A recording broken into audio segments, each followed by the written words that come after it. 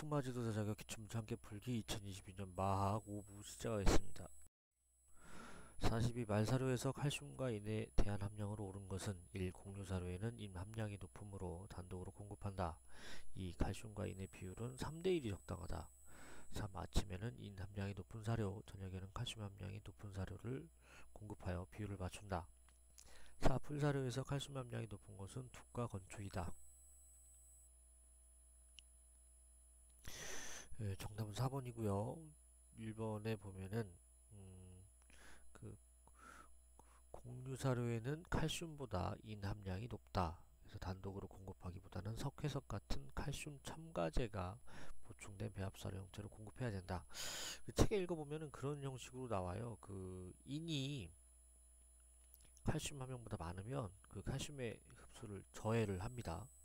그렇기 때문에 인하고 칼슘 함량을 맞춰줘야 뼈나 이런데 그런 발달이 잘 될 수 있고요. 인이 많으면 오히려 칼슘을 흡수를 줘야 하기 때문에 그 문제가 생깁니다. 그래서 그 공유사료에는 인이 많기 때문에 그 석회석 같은 칼슘 첨가제가 들어간 배합사료 형태로 같이 공급하는 게 좋습니다. 그리고 2번 같은 경우에는 말씀하신 대로 그 칼슘과 인 관계가 인이 많으면 칼슘 흡수 안 되기 때문에 칼슘 을 많게 들어가는데 보통 그 비율은 1대1에서 2대1 정도로 하고요. 3대1은 너무 많다. 틀렸다 하시면 되고요. 요거는 이제 몸에 들어가면 바로바로 작용을 하는 거잖아요. 그렇기 때문에 동시에 넣어줘야지. 언제는 인을 많이 먹고 언제는 칼슘을 많이 넣고 하면은 여기 좀 안 맞는 그런 상황이 옵니다. 그래서 뭐 아침에 인 함량이 높은 사료를 주면 아침에 칼슘이 안 들어갈 테고 저녁에 칼슘 함량이 높은 사료를 공급하면은 불필요하게 칼슘이 많이 들어가는 상황이 되겠죠. 그래서 1대1, 2대1, 요거를 칼슘과 인 함량을 유지를 해줘야 되는데 책에는 요 문장이 그대로 나오면서 하는 것은 바람직하지 않다 이렇게 나옵니다. 풀사료에서 칼슘 함량이 높은 것은 두가건초이다. 이제 요게 이제 답이 되겠는데요. 그래서 일반적으로 오초드그레스 같은 화분과 초지보다는 알파파 같은 두가 초지가 칼슘 함량이 높다. 이런 문장도 있습니다. 43. 마사에 대한 설명으로 옳은 것은 1. 지붕은 비물 누수 방지를 위해 공기가 통하지 않도록 틈을 막아야 한다. 2. 마사는 통풍이 잘 되도록 바람이 많은 곳이 좋고 바람이 불어오는 방향을 향하는 것이 좋다. 3. 마방의 환기는 대단히 중요하며 지붕에 환기구를 설치하는 것이 효과적이다. 4. 출입문을 상하단으로 분리하면 개방감으로 인해 말이 불안감을 느낀다. 마사의 조건과 환경 이것도 은근히 나옵니다. 그래서 뭐 애우나기보다는 이 파트를 열심히 공부하는 애보다는 그래도 한 번씩 책 읽으실 때 한 번씩 해서 머리에 넣으시는 게 좋고요. 대부분 환기와 관련돼서 문제가 나왔는데 환기는 잘 돼야 됩니다. 그래서 1번 같은 경우에는 누수 방지를 위해 공기가 통하지 않도록 틈을 막아야 된다. 좀 이상하죠? 빗물 누수 방지를 위해서 물이 안 새게 잘 막아야 된다거나 뭐 배수구를 해갖고 처마 안으로 잘 내려가게 뭐 이런 걸 만들어야 된다 이런 게 아니라 공기가 안 통할 정도 틈을 막는 거는 안 됩니다. 그래서 책에도 지붕의 구조는 환기와 관련이 깊다. 뭐 조적형 구조 같은 게 더 좋다 이런 그 문장도 있고 하기 때문에 1번은 그래서 틀렸고요. 2번 같은 경우에는 그 바람이 많지 않은 곳이 좋습니다. 통풍은 잘 되되 바람 들어오는 건 그렇잖아요. 그러니까 그 바람이 잘 통해서 먼지가 없고 이런 건 좋지만 막 찬바람이 들어와서 막 추운 거는 싫잖아요, 사람이. 그거랑 똑같이 생각하시면 될 것 같고요. 그래서 바람이 많지 않은 곳이 좋고 바람이 있다면 마사가 바람을 등지도록 설치를 해야 되겠습니다. 3번 같은 경우 환기는 대단히 중요합니다. 그래서 그 깔집을 필요적으로 깔잖아요. 안 깔 수가 없잖아요. 근데 그런 거에 생기는 먼지가 이제 호흡기 장애를 일으키면 또 말이 또 호흡기가 달리려면 되게 중요하잖아요. 그렇기 때문에 이제 환기구는 필수 설치고요. 지붕이나 마방벽의 상단이나 지붕에 설치하는 게 바람직하겠습니다.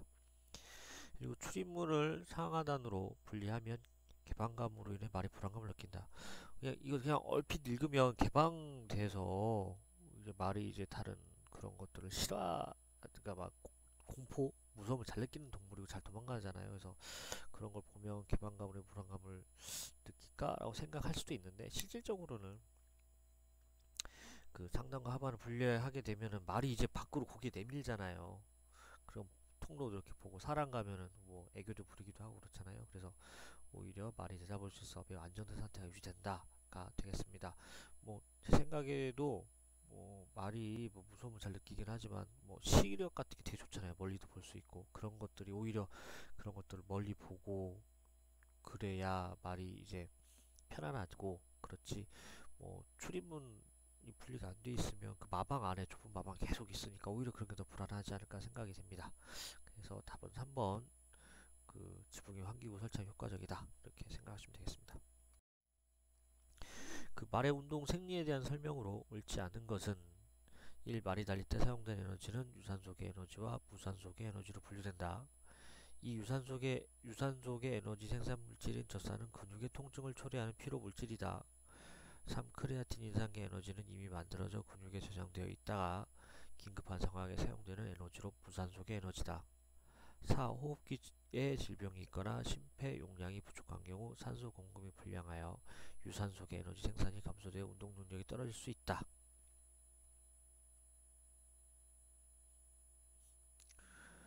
요거 자주 나와요. 그 유산소계, 무산소계 에너지 특징 이런 거 자주 나오니까 그거는 관심 있게 보셔야 되고요.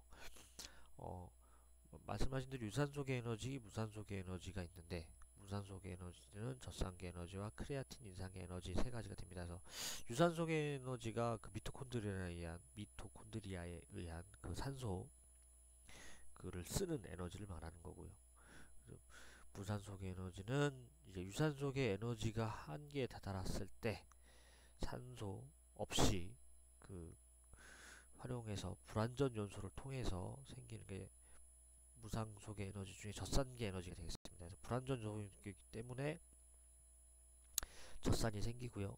젖산이 산성물질이기 때문에 근육 주변 세포 기능을 감소시키고 뭐 통증 이런 게 오기 때문에 어떻게 보면은 근육을 많이 쓰면 아프잖아요. 근데 그 아픈 것 때문에 운동을 더 안 하게 되고 그렇게 되면 오히려 그 자제시키는 역할을 하게 되는 그런 게 있으니까 그렇게 생각하시면 될 것 같고요. 다음 그렇기 때문에 2번 유산소계 에너지 생산 물질인 젖산은 근육의 통증을 초래하는 피로 물질이다. 요게 틀렸죠. 젖산은 무산소계 에너지 생산할 때 생산되는 겁니다. 그리고 3번하고 4번은 맞는 표현이고요. 그 어쨌든 크레아틴 인산계 에너지는 평소에 근육에 저장했다가 호랑이가 쫓아 도망간다 이럴 때 긴급한 상황에 쓰는 에너지로 무산소계 에너지가 되어 있고요. 그 다음에 4번 같은 경우에는 어쨌든 산소를 많이 쓰는 운동 그 능력이 뛰어난 것이 좋잖아요. 그래서 뭐 산소를 잘 공급해주기 위해서 호흡기도 좋아야 되고 산소를 또 세포에 전달하기 위해서 세포에도 좋아야 되고 이런 걸 종합적으로 생각해 봤을 때 어쨌든 심폐 용량이 부족하면은 운동량이 떨어질 수가 있겠죠. 이렇게 생각하시면 될 것 같습니다. 수영 훈련에 대한 설명으로 옳은 것은 1. 수영은 격렬한 운동으로 어린 육석이 말들에게 적합하지 않다. 2. 운동기 질환에 걸려 휴양 중인 말은 수영 훈련을 실시하지 않는다. 3. 수영 훈련 종료 후 말들은 힘이 빠지고 매우 지친 상태이므로 곧장 마방으로 이동한다. 4. 수영 훈련은 유산소와 무산소 운동으로 구분되며 유산소는 주 5회, 무산소는 주 1, 2회가 적당하다.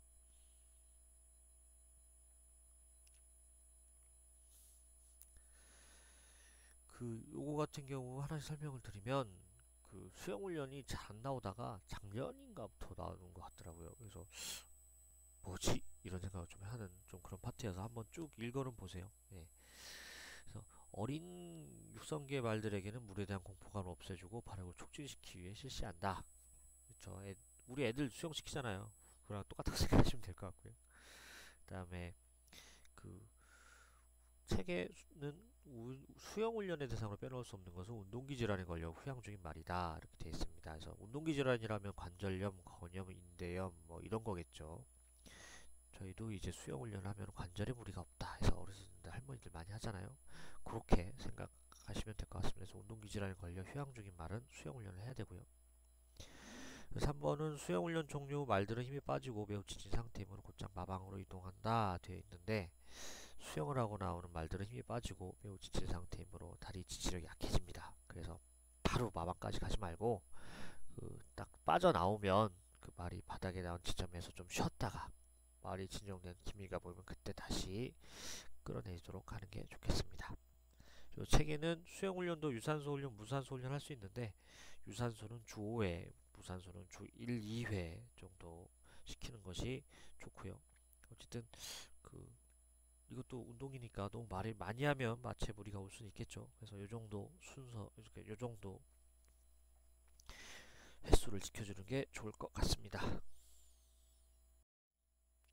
승마지도사 자격 기출문제 한개 풀기 2022년 마학 5부를 마치겠습니다. 도움이 되셨다면 구독과 좋아요 부탁드립니다. 감사드립니다.